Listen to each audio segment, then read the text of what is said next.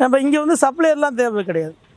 ஏன்னா நம்ம வந்து ஒரு கடற்கரை ஏரியாவில் இருந்தோம்னா நேரடியாக கடற்கரையிலேயே போயிட்டு இந்த மீன்களை கொள்முதல் பண்ணிடலாம். நம்ம ஊர் கடற்கரை வந்து எங்களுக்கு அதரம்பட்டினம் பக்கம், அதரம்பட்டினம், மல்லிப்பட்டினம், கட்டுமாடி பக்கம்.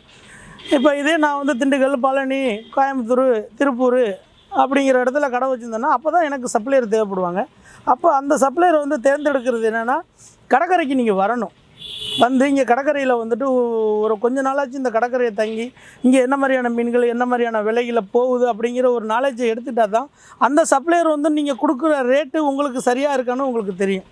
அப்போ இவங்க வந்துட்டு 100 ரூபாய்க்கு வாங்கி உங்கள்ட்ட ஒரு 10-20 லாபம் வச்சு கொடுக்குறாங்களா, இல்லை கூடுதலான லாபத்தை வச்சு கொடுக்குறாங்கன்னு உங்களுக்கு தெரியறதுக்கு என்னென்னா, கடற்கரை தொடர்பு ஒரு கோஸ்டல் ஏரியாலையும் என்னென்ன மீன் வருது, இது என்னென்ன மாதிரியான விலைகளில் போகும் அப்படின்னு கான்டாக்டு. அதாவது எப்படின்னா, ஒரு சப்ளையர்கிட்ட மட்டும் உங்களோட தொடர்பை வச்சுக்கக்கூடாது.